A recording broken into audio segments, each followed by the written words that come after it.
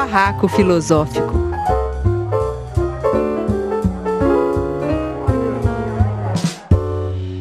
Oi, gente, eu me chamo Fernanda Carlos Borges, estou aqui com o Alessio Souza, com a Tatiana Bianconcini, com a Marina Souza, e nós vamos começar uma nova rodada do Barraco Filosófico, que é Armando um Barraco com uma série de entrevistas. E hoje a gente vai armar o Barraco Filosófico com a artista Viviane Beleboni, essa grande artista internacional que é a Viviane Beleboni. Avisando, então, para quem nos segue, que o áudio da nossa gravação vai para a Rádio Madalena, em São Paulo, para a Rádio Web de Torres e para o canal Filosofia em Movimento. Viviane, só antes de passar a palavra para ela, quer dizer que eu fiquei muito surpresa que você é minha conterrânea, que você é de Torres. Eu escrevi um livro sobre Torres para pensar a subjetividade daquela cidade, que votou 71% nesse projeto neofascista que a gente está vivendo hoje, né? Depois tem perguntas para você sobre isso. A Viviane, ela é convidada do Alessio Pereira de Souza, porque o Alessio também é nosso conterrâneo e a Viviane tem uma relação de amizade com a família. E eu, então, vou pedir para o Alessio apresentar melhor a Viviane e já fazer a primeira pergunta, tá bem? Muito bem-vinda, Viviane, muito obrigada por ter aceitado o convite. Muito obrigada.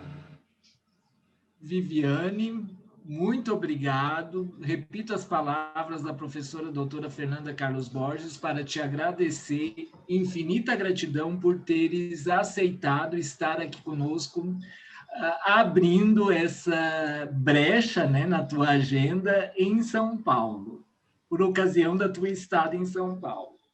Eu tenho uma pergunta inicial para te fazer, para nós abrirmos o nosso diálogo. Porém, antes de fazer a pergunta e para inspirar a pergunta e também a resposta, eu quero ler um trecho, na verdade, um parágrafo da filósofa Márcia Tiburi, que escreveu um livro chamado Como Conversar com um Fascista, que, na verdade, já é um best-seller aqui no Brasil, pelo menos para a esquerda. Eu vou ler esse parágrafo de Márcia Tiburi, Como Conversar com um Fascista, e está nas páginas, na virada de página 63 para 64. Com licença, eu vou ler aqui então. Pessoas e políticos conhecidos por gestos e atos de intolerância religiosa passaram a sustentar a ideia de uma cristofobia, da qual seriam vítimas. Manifestações artísticas, como da performance artístico-política de Viviane Beleboni, na Avenida Paulista, foram interpretadas na base de má-fé por parte de crentes que, de certo modo, colocam a religião acima da arte.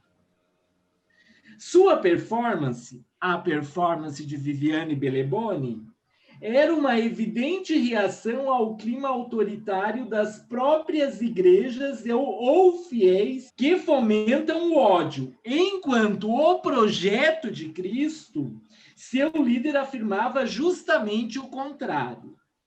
Nada mais legítimo do que um artista ou uma pessoa qualquer praticar um ato estético.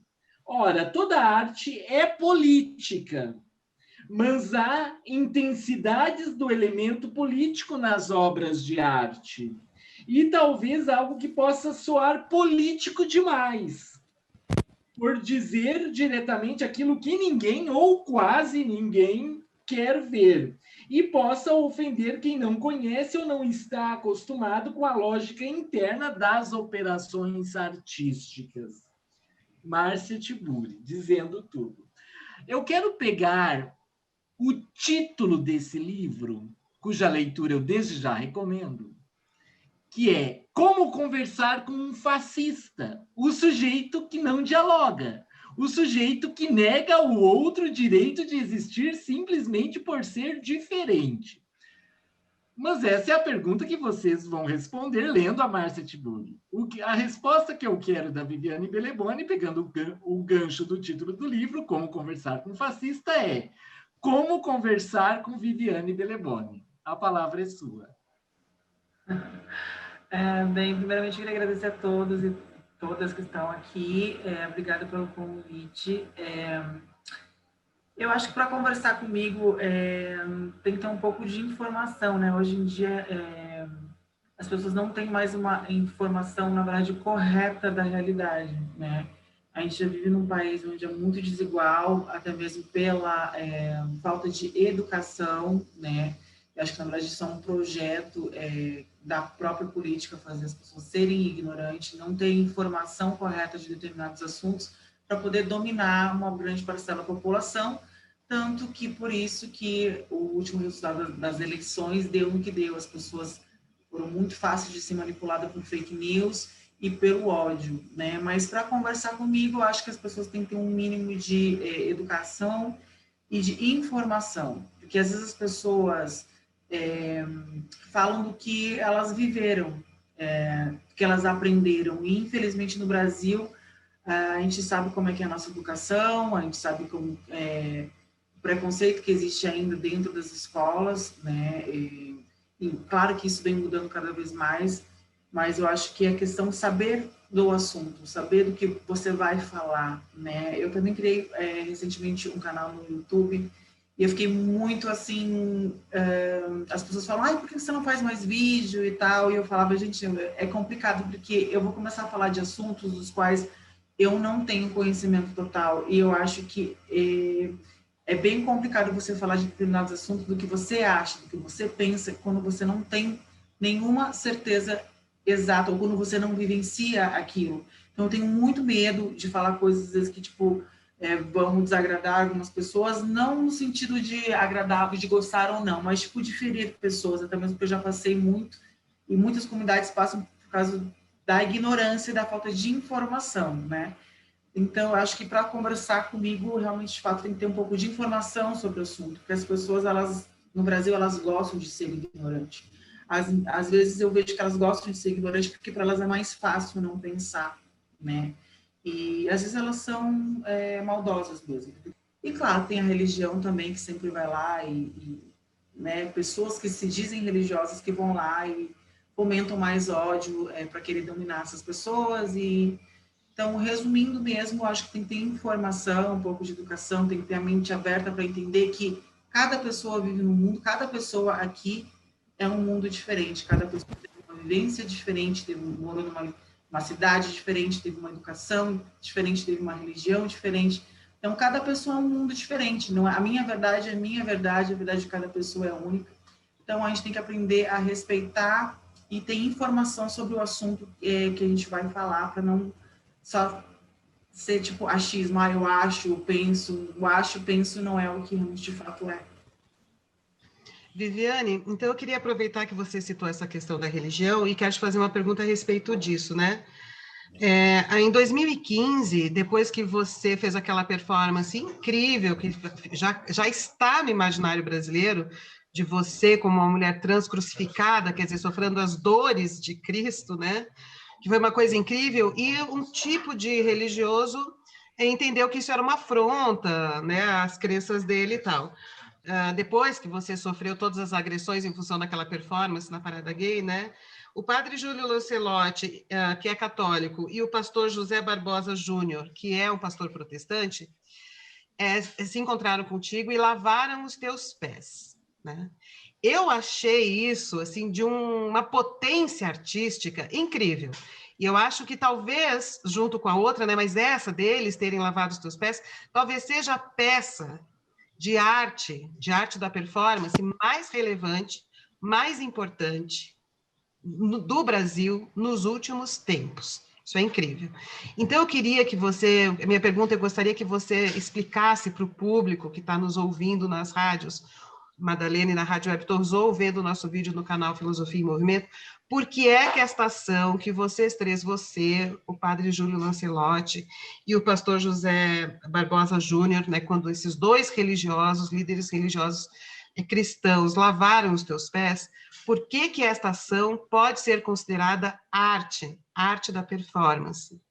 Então, na verdade, eu fui muito pega de surpresa, assim, eu não sabia que ia acontecer, na verdade, digamos, esse ato, na verdade, é simbólico, né? Foi um ato simbólico, assim como o meu foi simbólico. Eu me senti bem acolhida ali naquele momento, porque eu havia recebendo muitas ameaças, muitas pessoas dizendo que ia para o inferno, que eu tinha que morrer de HIV, que eu tinha que ter um câncer, que minha família ia morrer. Eu tinha recebido muita ameaça e eu estava me sentindo muito mal. Na verdade, eu nem ia ir. Foi um convite do Todd Tomorrow, que é um amigo, super amigo meu de São Paulo. Ele se candidatou esse ano. Foi bem legal, assim, eu me lembro que eu me emocionei muito na hora, assim, foi uma forma, tipo, de me acolher, assim, sabe? E eu me senti muito, muito acolhida, assim, muito demais, foi muito bom. Como é que nós encontramos o primeiro vídeo que viralizou da crucificação? Quando você já tinha descido da cruz, ou com a cruz, né? E você deu a primeira entrevista que chegou a mais de 1 milhão de... Onde é que se encontra isso? Não, na verdade foi o seguinte, eu já tinha falado com a organização da parada LGBT, que eu não ia dar entrevista para ninguém. Na verdade, aquilo ali era um protesto, inúmeras pessoas vieram falar que eu fiz aquilo para aparecer, e não faz sentido, porque se eu quisesse aparecer e se eu tivesse noção da projeção que ia dar, tinha a Globo ali do lado enchendo o saco para dar entrevista, tinha todas as emissoras que você possa imaginar ali do lado, né? E eu não dei entrevista para ninguém. O que acontece desse vídeo que você falou agora, foi a única entrevista, na verdade, não foi nenhuma, digamos, uma entrevista. Eu estava chegando com uma cruz na parada, foi bem dificultoso, na verdade, difícil de levar a cruz para a parada, assim, para conseguir um carro, era toda uma coisa, e eu fui carregando uma parte até a Paulista, porque eles fecham, né? E quando eu estava carregando a cruz até na direção onde é que eu ia ir, no carro da ONG, me parou esse menino, né? E ele me fez essa pergunta, tipo, que te representa hoje a parada LGBT? E aí eu sempre sou muito educada, eu não ia deixar o menino falando ali, tipo, sozinho, até mesmo que eu não ia falar nada para ninguém, mas não quis deixar o menino falando ali sozinho, e aí eu falei rapidinho, eu falei, não, hoje eu estou representando as dores de todas as travestis, todos os LGBTs que sofrem um ano todo, e hoje eu vim aqui justamente para representar todas elas. E foi isso, foi muito rápido, assim. E aí isso realmente viralizou, as pessoas colocaram outros títulos dizendo militante, zomba de Cristo. Sempre que eles fazem, né? Eles pegam e distorcem títulos, coisas, para tentar distorcer o real motivo do ato, na verdade, né? E gostaria também de falar aqui que esse ato aconteceu não foi apenas por coisas que eu passei na minha vida, foi por inúmeros amigos, conhecidos, pessoas que eu via que apanhavam na Paulista, ou pessoas que eu apanhava na escola, faziam fila para me bater na escola. Eu fui expulsa de casa com 17 anos, a minha vida era uma mochila para lá e para cá. A gente, trans no Brasil, é muito difícil você se relacionar com outras pessoas, ter a maioria das relações que a gente tem é abusiva. Eu tive inúmeras relações abusivas, com homens, com pessoas que eu achava que gostavam de mim, e, na verdade, eu aceitava ser menos amada, porque eram pessoas que diziam que me amavam, mas, na verdade, não gostavam de mim, e meio que me usavam mesmo, sabe? Então, envolve muitas coisas para eu estar ali, sabe, naquela cruz. Então, são coisas que eu via desde eu de criança, até inúmeros outros conhecidos, e pessoas que morriam por causa disso, apanhavam, eram crucificadas dentro da própria religião, né? Então, assim, não foi assim do nada que isso aconteceu. Claro que a faísca foi porque uma amiga minha, desde quando eu não era trans, morreu, né? Faleceu, deram 7 tiros nela na rua, e justamente no ano no qual eu falei que eu não ia mais ir, porque para mim eu achava que a quantidade na Paulista iria fazer diferença, e quando eu vi que realmente, de fato, a quantidade não ia fazer diferença para os nossos políticos, né, eu falei, eu não vou mais. E foi justamente nesse ano que aconteceu a morte da Andréia Amado, que era uma amiga minha, E quando isso aconteceu, eu fiquei muito mal, e um belo dia não, no outro dia eu peguei a dormir e sonhei que eu tava, é muito louco isso, sonhei que eu estava, tipo, como se fossem umas nuvens, eu não sei explicar direito. E eu via 3 cruzes. E numa dessas, a cruz do meio, eu vi um cabelo muito comprido, muito grande, uma pessoa de costas. E aí eu fui me aproximando, me aproximando, me aproximando. E aí, quando eu olho para cima, automaticamente parece que eu vou para cima e eu olho para baixo. E quando eu olho para baixo, eu me toco que eu estou na cruz. Foi muito louco o sonho, assim, sabe? E eu já não sou criativa, né? Aí eu acordei, aquele sonho que tu acorda, não acorda, e eu falei, meu Deus do céu, porque eu falo que eu tenho uma vozinha que é meu anjo da guarda, né? A vozinha falou assim, você na cruz. Aí eu falei, mas como assim? Não estou entendendo. Aí depois eu fui entendendo o porquê da crucificação, o porquê do motivo de você ser humilhada. E então eu falei, cara, por tudo que eu passei na escola, por tudo que eu ainda passo, quando eu ponho meu pé para fora de casa, né, as pessoas apontam, ficam rindo, ficam debochando. Por vários conhecidos eu falei, não, eu acho que realmente é válido fazer. E aí então eu busquei todo meu criativo começou a trabalhar aí para saber como eu ia levar aquilo dali, no caso, para Paulista. Eu queria pegar esse gancho da escola e quero dizer para todo mundo que, infelizmente, todo esse sofrimento pré-adolescente, adolescente que a Viviane está narrando aconteceu na cidade de Torres, que é a nossa cidade natal, onde ela, enfim, viveu uma experiência da escola, né? Eu quero fazer um alerta desse sofrimento da Viviane naquele contexto daquela cidade que representa muitas outras, né? Eu queria aproveitar esse gancho, então, que você falou da escola em Torres, né? Você passou tudo isso também na escola, e passar a pergunta para a Tatiana. Ela quer te fazer uma pergunta justamente sobre a escola, né? Oi, Viviane. Então, tem uma questão que eu acho que é muito relevante numa semana em que a gente está vendo, uma questão até jurídica, que é a gente está vendo uma pediatra trans assumir um cargo importantíssimo, né, junto ao novo governo dos Estados Unidos, do Joe Biden, né? E tem um caso brasileiro muito emblemático do João Nery, não sei se vocês conhecem. Conheço ele.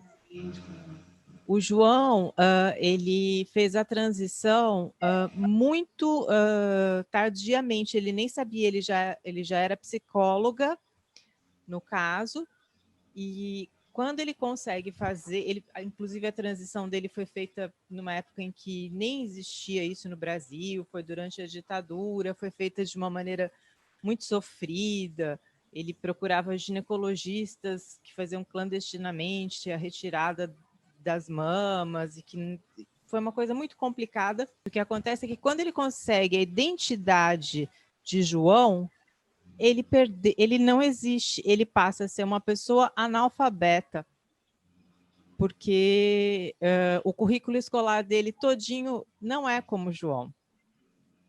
Perde, inclusive, o registro como psicólogo. Perde tudo, tudo.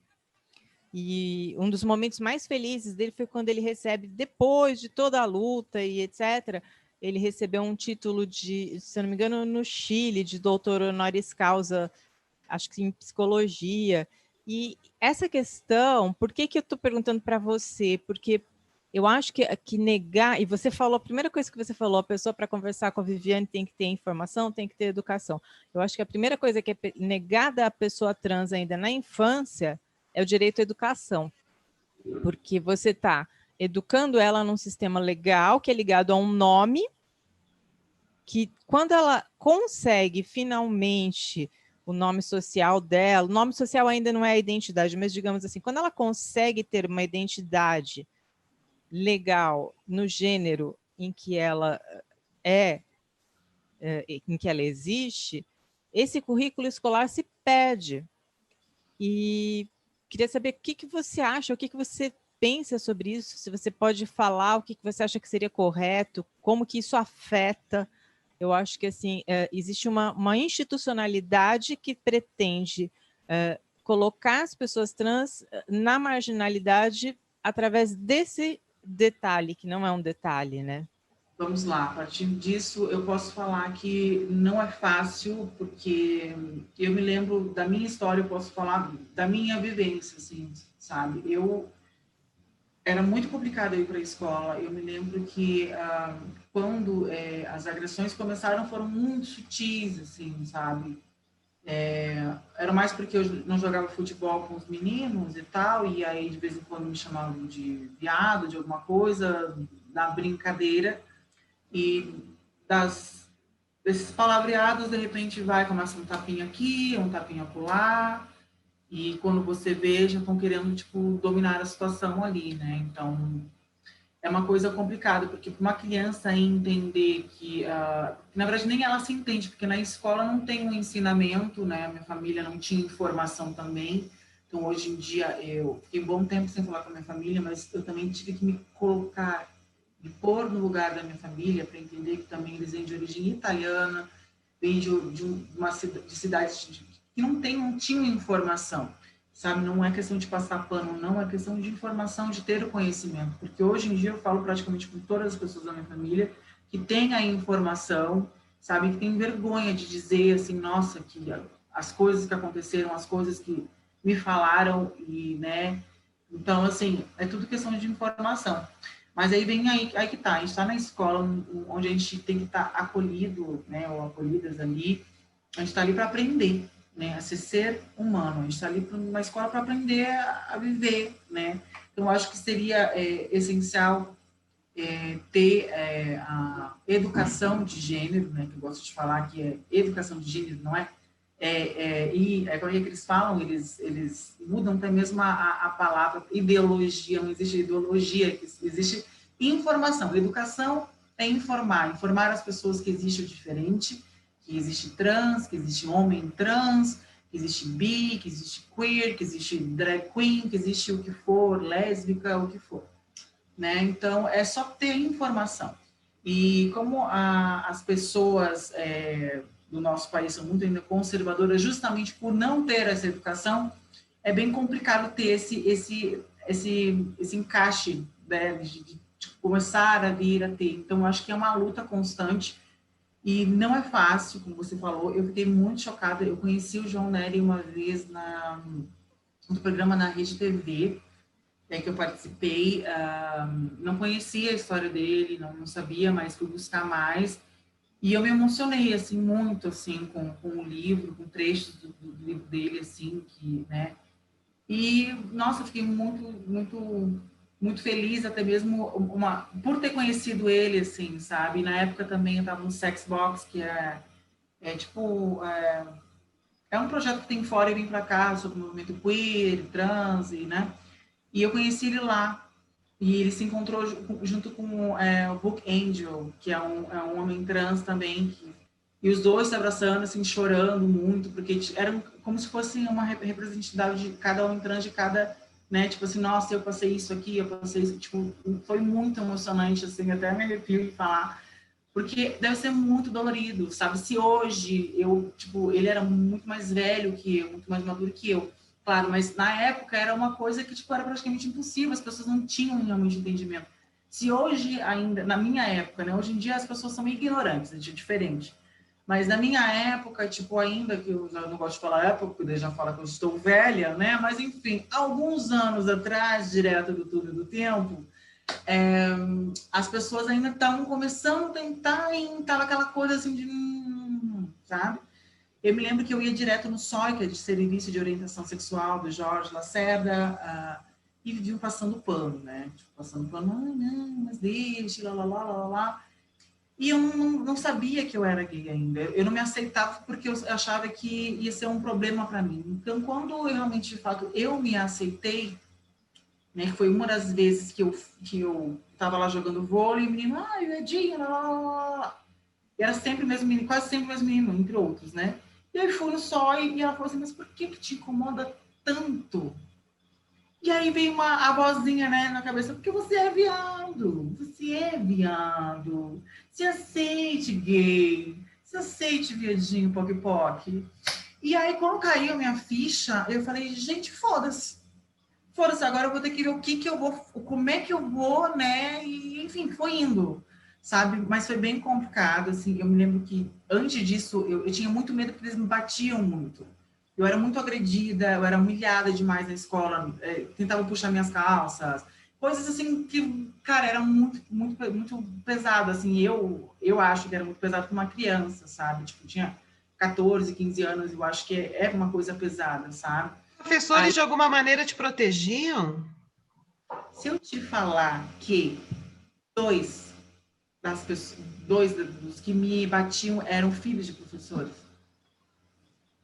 que hoje eu sei que um deles foi casado com uma trans na cidade, tá? E outro que, aliás, esse que estava gritando na janela, quando eu estive em Torres, depois de toda a transformação e tal, né? Eu estava lá nos quiosques da praia e ele ficou me chamando, que ele me chamava que era Clá, né? Enfim, que era um apelido por causa do meu nome. E aí me convidou para sair, que não sei o quê, lá, lá, lá, lá, lá. Eu falei, mas espera aí só um pouquinho, mas não é você que é o hétero, que é isso, aquilo, outro, sabe? Ai, não, vamos esquecer isso, não sei o quê. Então a gente vê que, tipo, é tudo um desejo reprimido, né? As pessoas... É quase a confirmação da tese de que a homofobia, na Isso. verdade, é uma homossexualidade enrustida, que a Mas pessoa fica desesperada e transforma em ódio. Isso é a luta do assumido para o enrustido. É a luta de dois gays quando isso acontece, a homofobia. É a luta do tipo, cara, tipo, você tá sendo assumido, eu não tenho coragem, eu tenho que te... É a raiva de ver que você tá sendo o que você é e ele não vai conseguir ser o que ele é por causa da família. Eu aniquilo aquilo que eu odeio em mim, aniquilando você. Exatamente. E a gente tem que lutar, sim, a gente tem que procurar nossos direitos, até mesmo porque agora a gente tem uma lei que nos ampara. Então, é só seguir a lei, porque eu adoro botar um processo em qualquer pessoa que seja totalmente contra LGBT. Se eu vejo que está sendo LGBTfóbico, eu vou botar processo. E eu estou ganhando um monte de processo e continuem fazendo o que vocês quiserem, porque eu vou ganhar mais dinheiro em cima de vocês, a homofobia de vocês. Tem que botar processo, sim, tem que procurar. Eu falo brincando isso, mas é que é a realidade. Tem muitas pessoas que deixam passar. Ai, não quero me incomodar. Ai, não, deixa.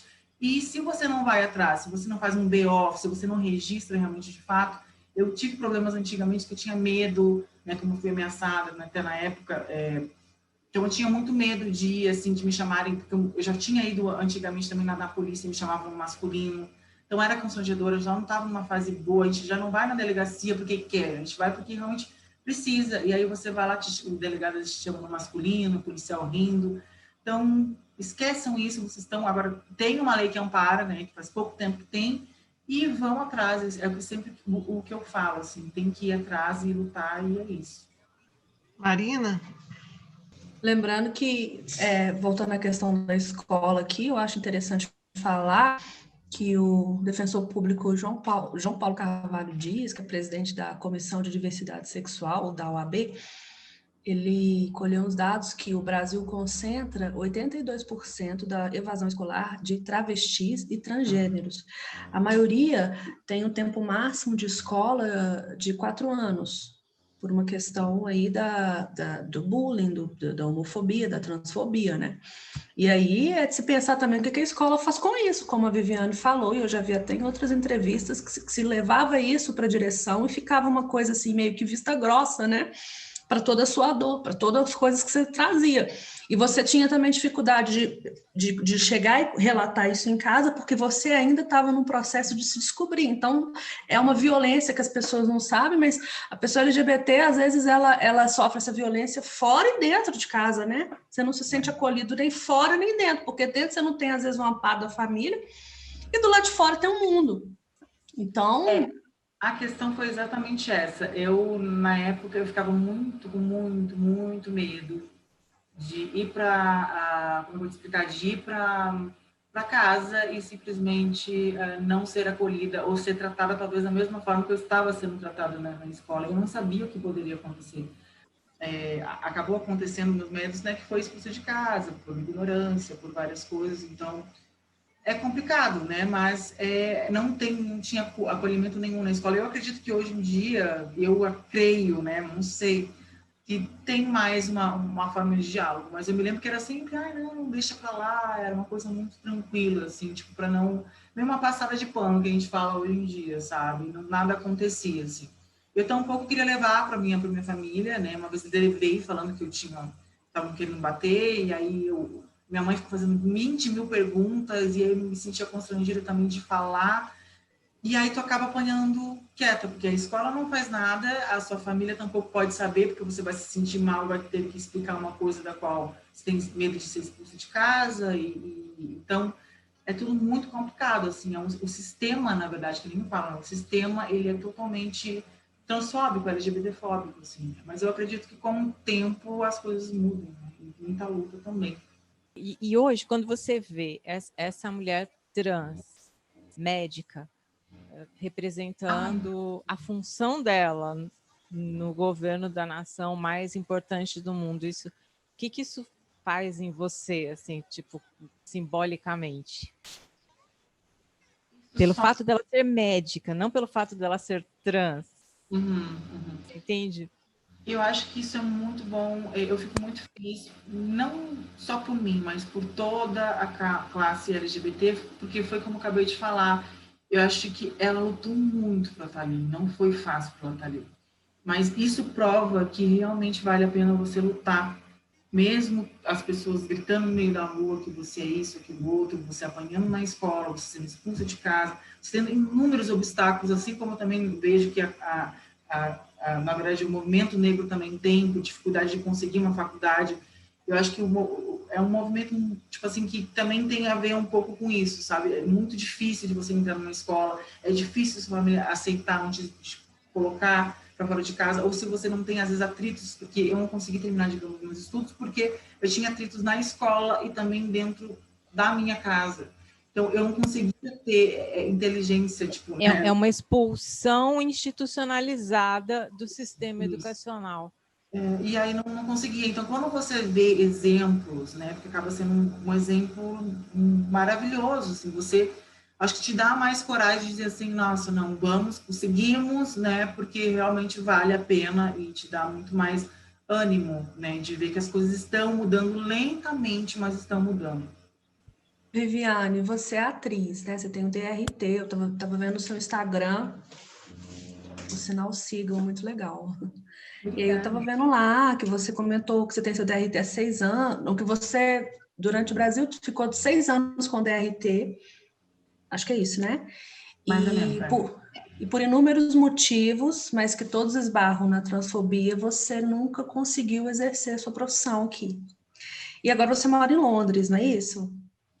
No momento, eu estava morando em Londres, tá? Provavelmente acho que eu vou voltar para lá, porque eu tive que entregar meu apartamento por inúmeras outras coisas, mas acho que eu vou voltar para lá. Mas, em relação ao que você me falou, assim, é muito complicado, assim, eu tentei, mas como é que eu vou te explicar? A questão é que eu esbarro nos testes, e aí começa uma coisa complicada, porque inicialmente não me dava um trabalho porque eu aparentava muito ser trans. E aí, depois que eu mudei bastante meu rosto, fiz inúmeras plásticas e comecei a entrar com publicidade, aí aparecia muito com mulher e não aparecia que eu era trans. E aí eu meio que entrei meio que no limbo. Daí uma outra amiga minha que também trabalhava, no caso específico, no caso da publicidade, falou, bom, já que você é tão feminina, eu vou te mandar para trabalhos de mulher. Tá bom, mande. Aí eu chegava lá, aí tipo, não tinha carteira de identidade ainda no feminino. Ai, não, mas você não é mulher. Então, o seu job é um outro job. E eu ficava nesse círculo, tipo, vicioso. Ir pro canto, pro outro, pro canto, pro outro, como se eu tivesse um limbo. Eu não podia ser mulher, porque eu tinha um documento masculino na época. E eles não consideraram que eu era mulher. Aí não podia ir para trans, porque eu era muito feminina, no vídeo não ia aparentar que era travesti, então não teria... Então, eu não consigo entender, assim, sabe? Viviane... Eu fiquei irritada demais e falei, cara, quer saber de uma coisa? Tentei inúmeras vezes sair da prostituição e eu falo que eu faço, e realmente faço, porque infelizmente no Brasil não existe oportunidade para trans. É uma hipocrisia dizer aqui que, é porque eu trabalho, que eu sou atriz, sou modelo, sou atriz, sou modelo, sou puta, entendeu? Com muito orgulho, não devo nada para ninguém, entendeu? E eu estou nessa condição porque, infelizmente, a gente vive num país totalmente... O sistema é transfóbico e não existe outra coisa a não ser fazer isso. Então, realmente, eu não consigo fazer mais coisas. Sou atriz, sim, sou atriz, só que não me dá uma oportunidade. São inúmeras coisas que eu faço, sou artista, são inúmeras coisas, mas as pessoas só querem no Brasil que a gente seja puta. Essa é a realidade, infelizmente. Viviane, a sua cidadania europeia, como é a diferença da identidade na Europa e no Brasil? Pode falar um pouquinho sobre isso, Viviane? Sim, então, o meu documento, eu fiz a mudança faz um pouco antes de eu ir para a Itália, no caso, né, que eu fiz minha documentação. E aí agora tá tudo no feminino, tá tudo tranquilo. Meu passaporte só que eu tenho que trocar, que tá ainda no M, no caso de masculino. Mas como o meu passaporte da Itália é novo, já tá tudo no feminino, tá tudo ok. Então, e outra coisa lá não é que nem aqui, né? Tipo, as pessoas têm uma outra cabeça, não tem nem comparação. Lá existem leis, já sempre existiu há muito mais tempo leis, né? Então, as pessoas têm um pouco mais de empatia e sabem que também não podem fazer determinadas coisas, porque senão lá as leis realmente de fato funcionam, né? Não são que nem aqui. Então, faz pouco tempo que eu tenho um documento, faz 3 anos mais ou menos que eu tenho ele, mas lá tá tudo no feminino, tá tudo certinho e isso.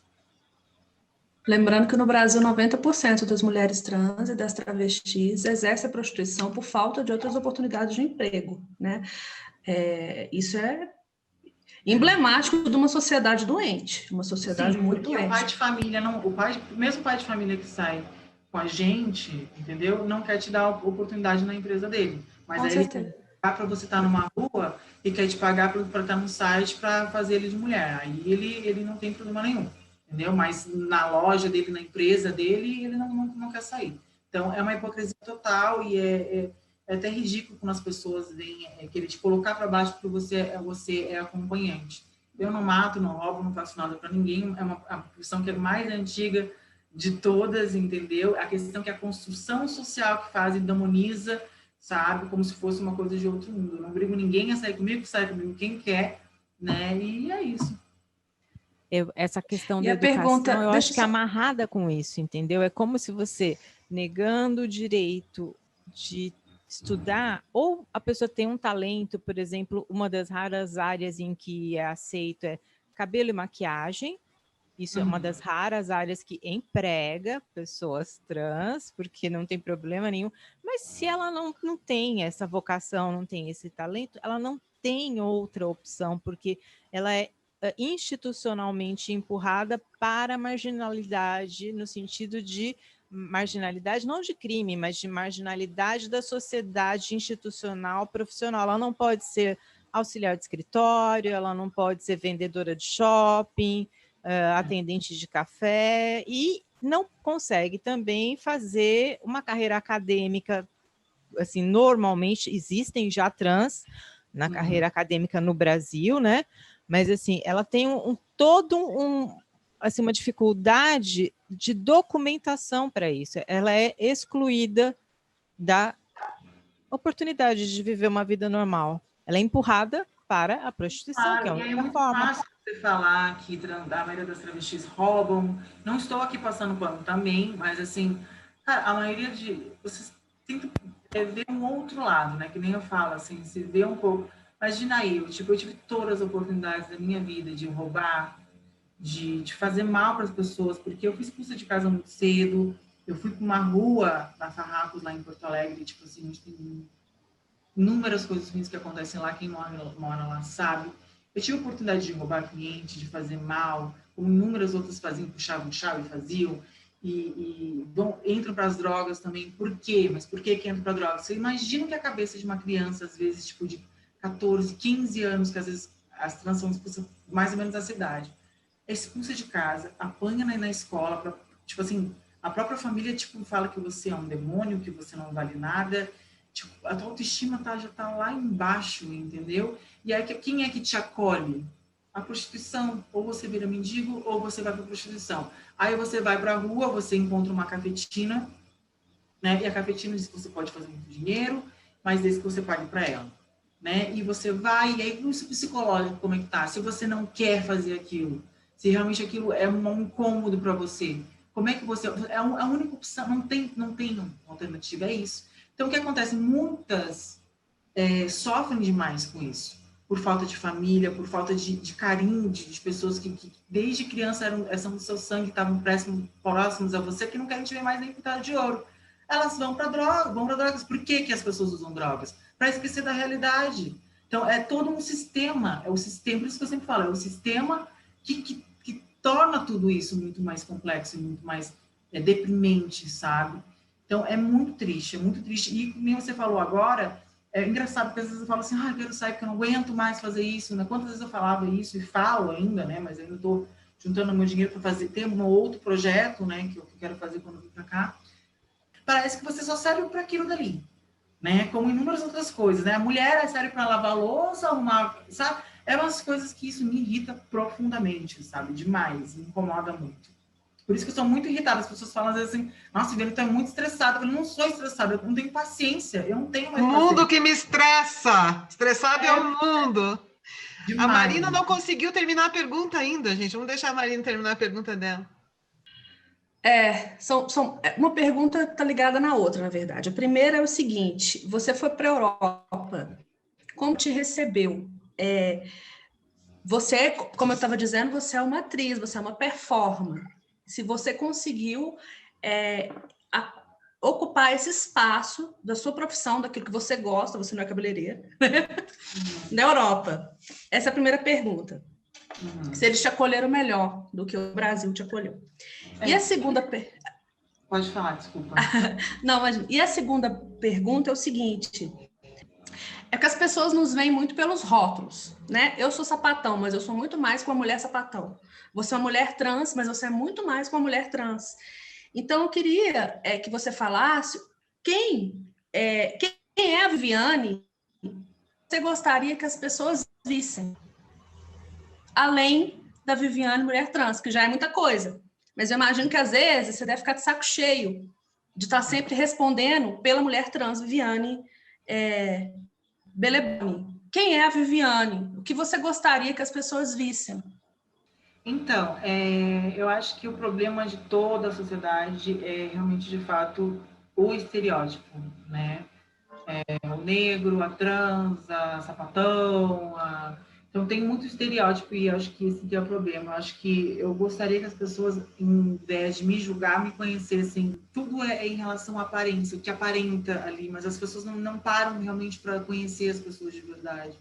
Né? Você vê um exemplo no Instagram, né? No Instagram as pessoas só postam coisas que aparentam que isso é muito lindo, que é muito maravilhoso, que eu tenho um marido maravilhoso, que eu sou rica, que eu compro bolsa Louis Vuitton, que eu estou viajando, mas as pessoas, de fato, elas não sabem realmente, de fato, o que realmente a pessoa está vivendo. As pessoas só postam realmente o que aparentam ser bom, né? O que as pessoas talvez gostariam acham que as pessoas gostariam de ver. Então, assim, falando nisso, é o que eu acho. As pessoas às vezes me veem um estereótipo, travesti, não presta, travesti, puta, travesti na cruz, me ofendeu. Então, tem muito essa coisa, tipo, de não conhecer as pessoas. Eu acho que as pessoas julgam muito, as pessoas julgam demais pela roupa, pelo jeito que anda, a bolsa que tem. Então, eu queria que as pessoas não me julgassem, que as pessoas me conhecessem antes de qualquer coisa, assim. E lá fora, respondendo sua outra pergunta, eu realmente fui para trabalhar, porque aqui eu sabia que eu ia continuar sendo acompanhante o resto da minha vida, porque aqui, como eu falei, aqui a sociedade brasileira quer que você seja puta. Não quer te dar oportunidade nenhuma de você ser uma atendente, de você ser um artista. Eles querem que você... O pai de família quer que você seja isso, nada mais. Então, eu falei, cara, já que eu sou só isso, sou um pedaço de carne, sou apenas um momento de prazer, sou uma traição, tipo, então eu vou ganhar dinheiro lá fora, entendeu? Lá eu consigo ganhar muito mais dinheiro e consigo ter alguma coisa na minha vida, né?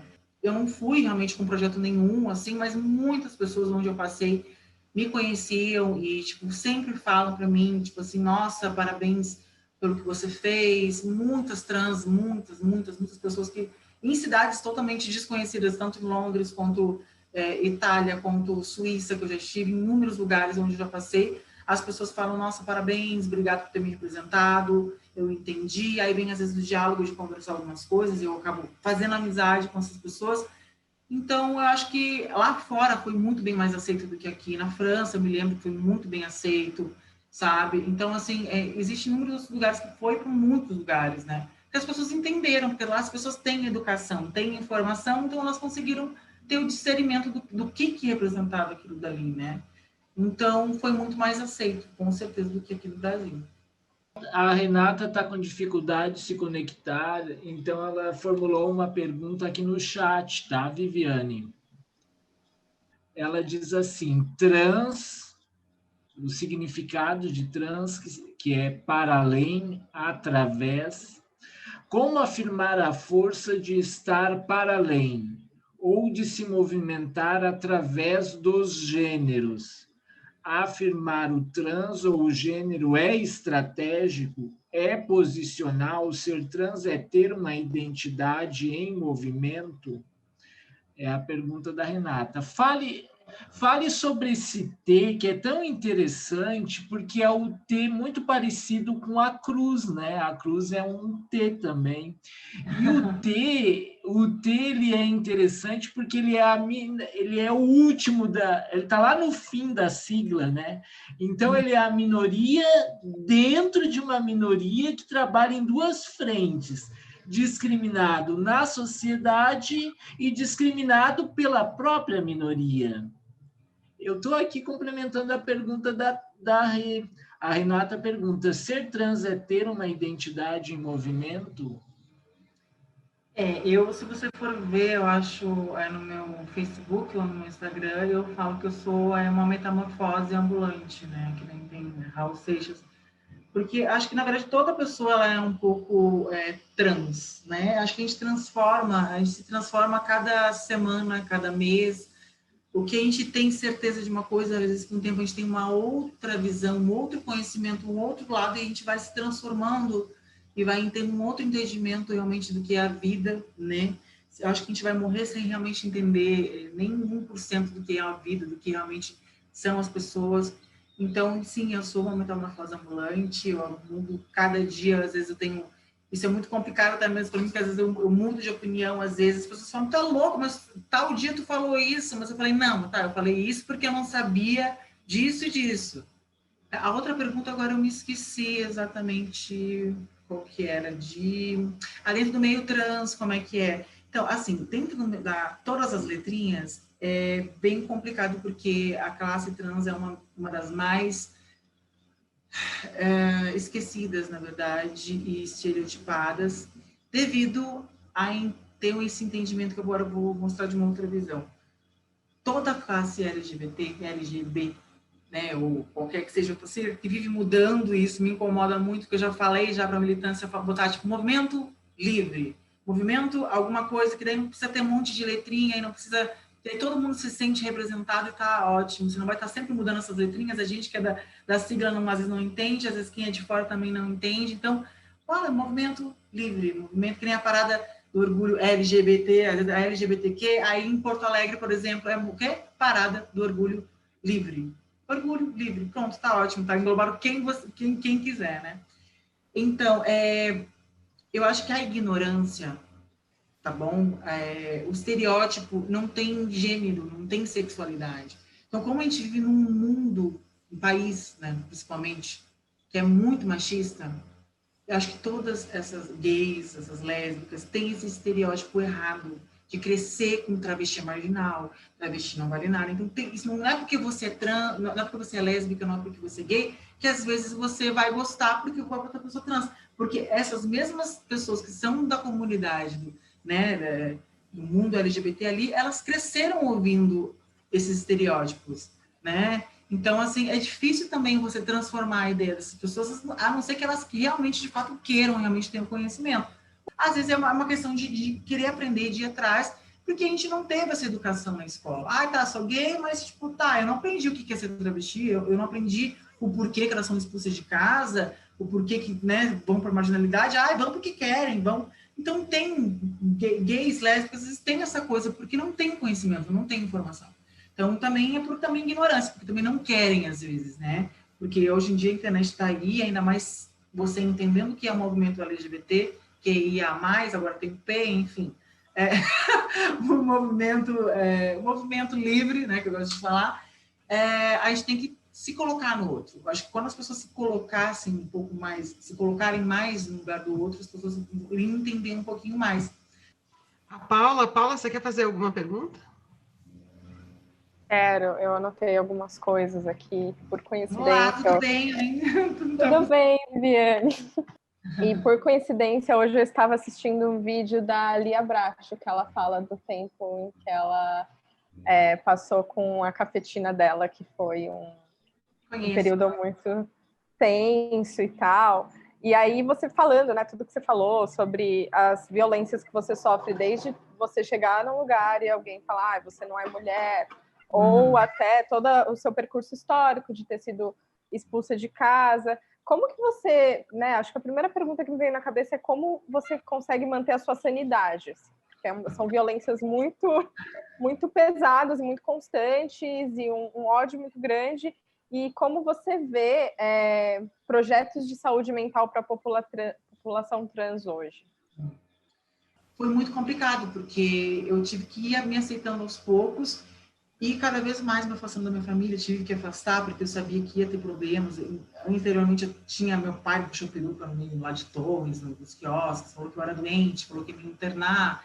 Então, eu tinha inúmeras coisas dentro de mim que eu acabei me afastando da minha família, entendeu? Não porque eu quis, mas porque era necessário.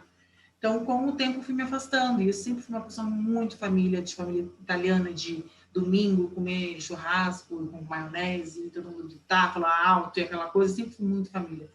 E cada vez mais eu fui me afastando, tanto que eu odeio o Natal. Hoje em dia eu comecei a gostar mais um pouco do Natal, porque eram épocas que eu passava com a minha família e eu, todo Natal, inúmeros natais, não foi um, não foi dois, não foi três, não foi quatro, não foi cinco, eu passava sozinha, sabe? Aquilo me fazia muito mal, assim, sabe?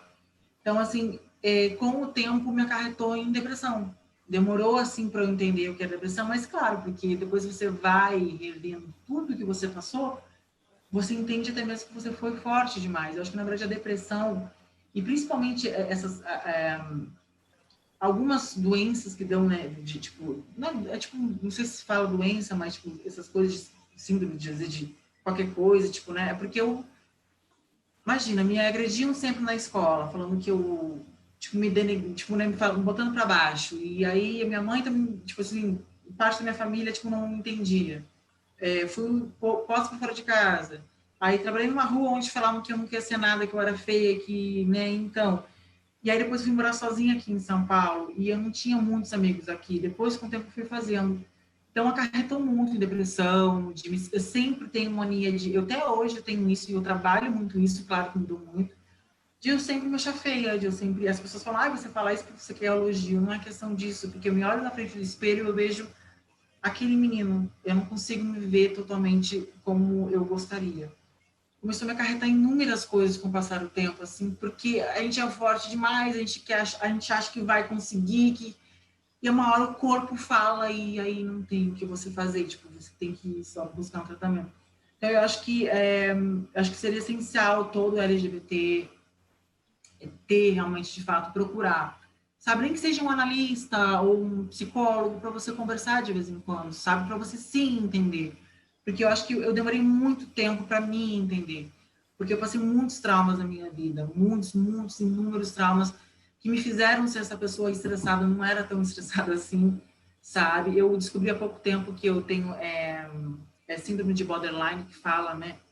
Mas a minha não é muito explosiva, tipo assim, mas às vezes eu tenho essa coisa de do nada, quando me irrita, me incomoda demais, aí eu começo, parece que eu vou ter um treco, assim, sabe? Não é de agredir ninguém, como eu vi alguns casos, né, que recentemente que deu na fazenda, mas é aquela coisa de, meu Deus, parece que alguma coisa vai acontecer e eu mudo da água pro vinho, assim, sabe? Mas é porque é quando eu tô com muita pressão, de muito estresse, eu estouro, eu vou aguentando muito tempo. Então é questão de você se conhecer, de você buscar ajuda, eu já busquei ajuda, né, minha irmã é psicóloga, então... comecei a entender um pouco mais e eu já mudei bastante, assim, né? Então, eu acho muito importante você ter tocado nesse assunto, porque as pessoas hoje são muito superficiais, é muito plástica, muito beleza, muita aparência, mas por dentro é uma solidão total, né? Então, eu acho que é muito importante hoje em dia, porque as pessoas aparentam muito estar felizes, mas de fato elas não estão, né? Eu tive uma aluna, foi minha aluna, hoje é minha amiga, foi minha aluna no curso de moda aqui em São Paulo, e que chama Bruna Gomes Sarri, né?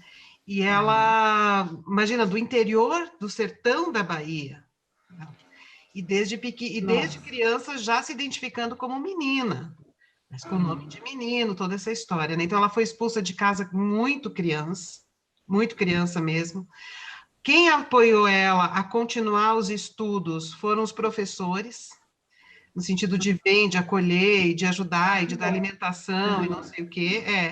E aí ela entrou numa escola de ensino médio ótima, também com o apoio dos professores, sempre segurando, sustentando, assim, moralmente, às vezes até materialmente, de algum modo, para que ela pudesse fazer o ensino médio, e conseguiu, com as cotas, né, porque ela é mulher trans negra nordestina.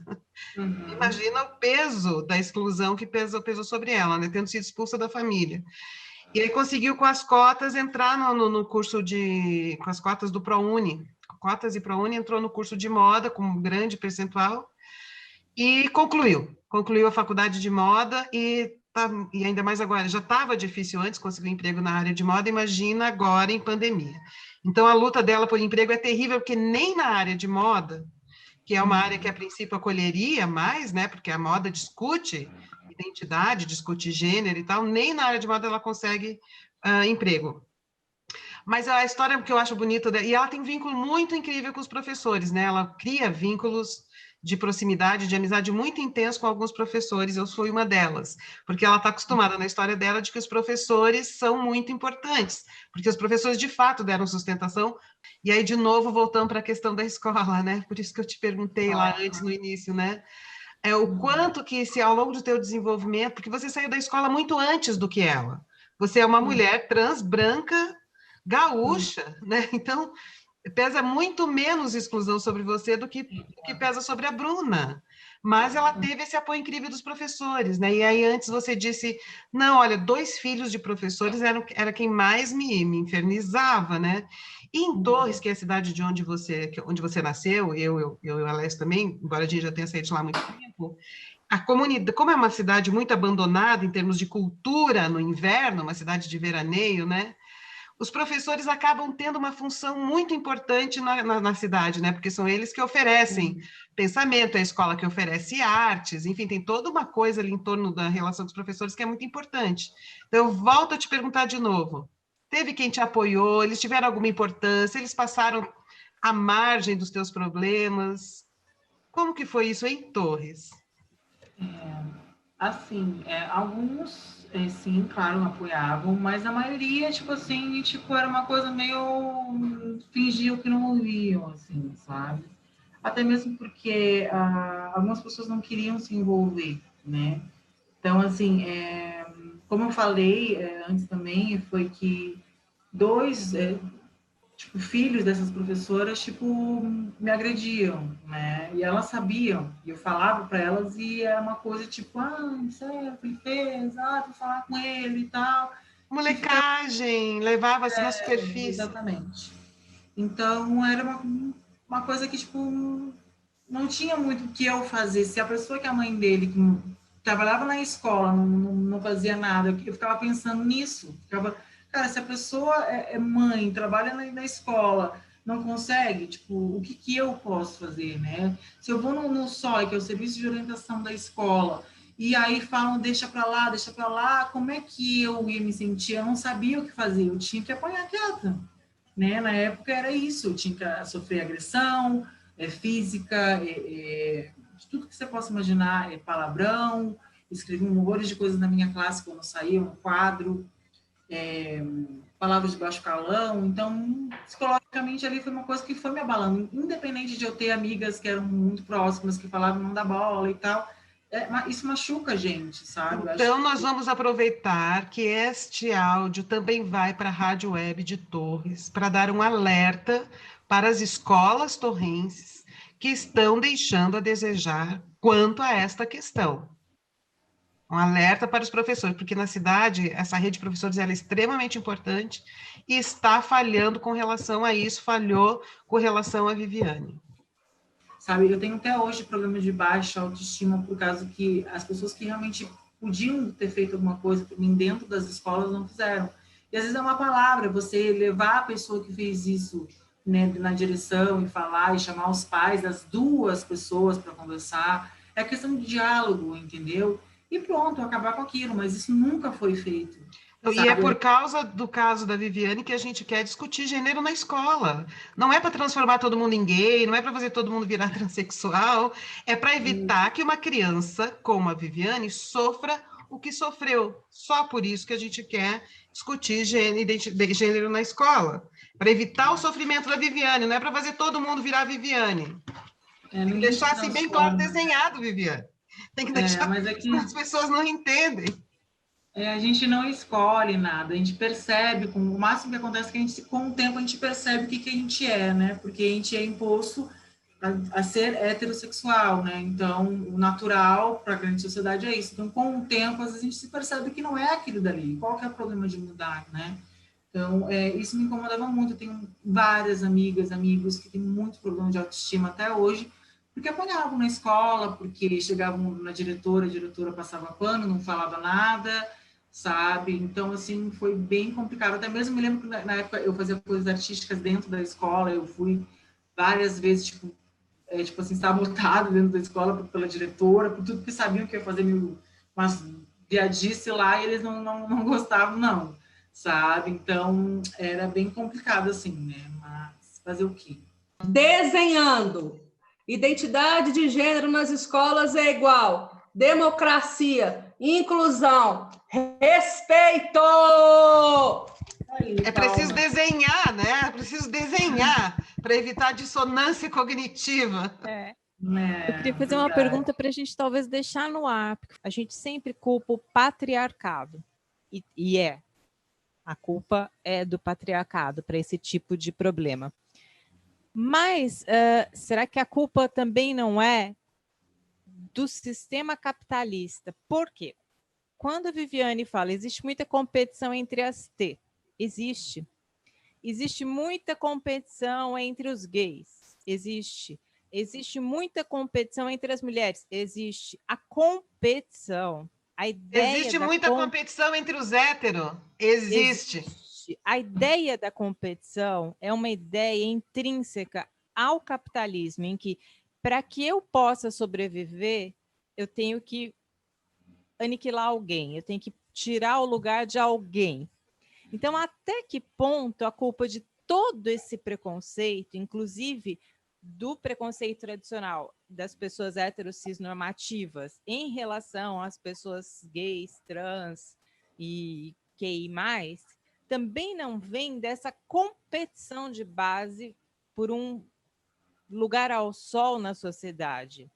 E aí o preconceito serve para você excluir toda, assim, uma parte da população através do preconceito. E o patriarcado e o machismo são instrumentos para a aplicação disso. O que eu gostaria de falar é, deem oportunidade para as pessoas, enfim, para as pessoas, e inclusive para as pessoas transexuais, né? Deem oportunidade.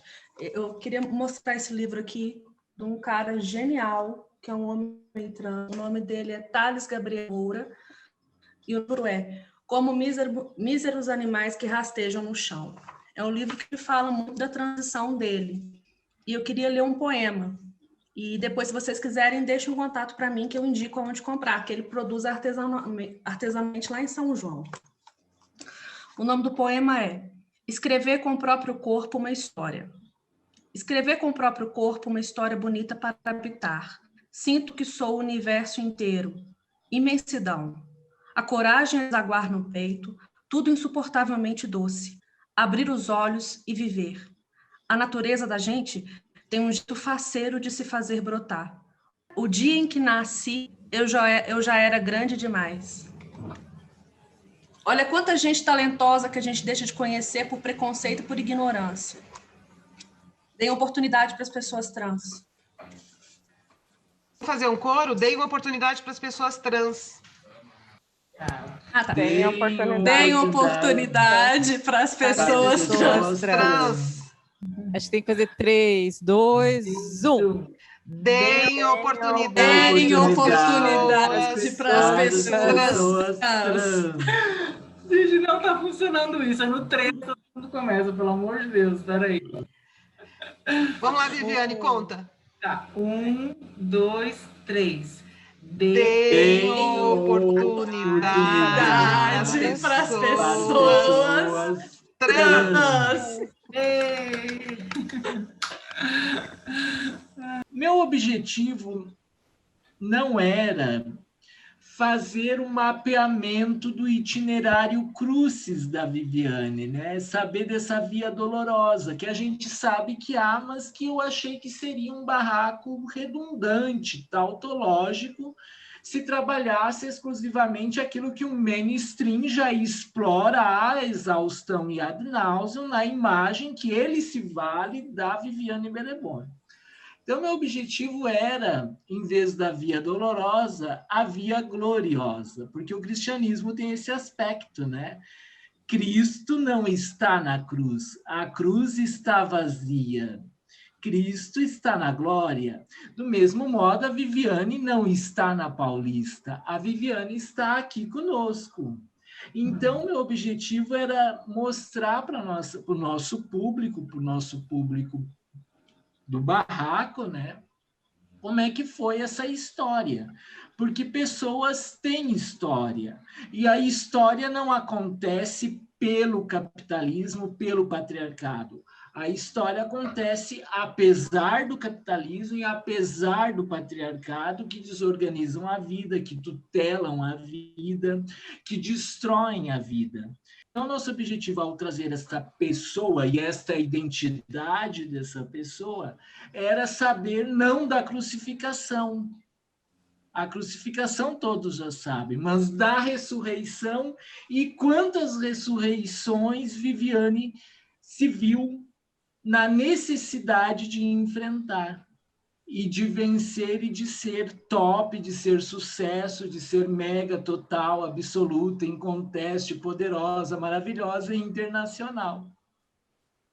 Então, obrigado por ter aceito, gratidão infinita, e é uma pena que tudo se encaminhe, então, para o nosso encerramento, né? Gostaria de ter muitas outras tardes com Viviane Beleboni. Eu acho que se vocês que estão vindo agora isso, apenas reflitam. Acho que isso é uma forma de ter um pouco de informação, da qual eu falei que as pessoas precisam, um pouco de se colocar um pouco no lugar do outro e tentar ver de uma outra forma, né? Se eu fosse uma trans, se eu fosse um LGBT, se eu morasse em tal lugar, como seria? Acho que cada pessoa aqui é um mundo diferente, a gente tem que aprender a respeitar e entender aquele momento que aquela pessoa passou. Não foi fácil para mim, mas acho que, se Deus quiser, com o tempo as coisas vão mudar e a gente tem que acreditar. Senão, a gente não acorda todos os dias e se não é para a esperança, né, de dias melhores. Você é uma falésia lindíssima. Obrigada. Tá bem, gente. Muito obrigada, né? Muito obrigada, Viviane. Gratíssima. Obrigada.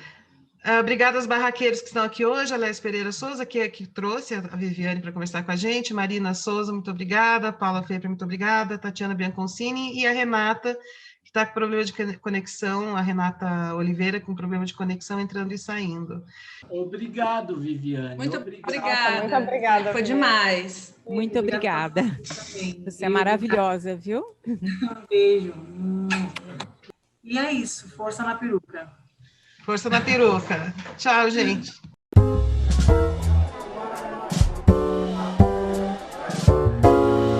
Barraco Filosófico.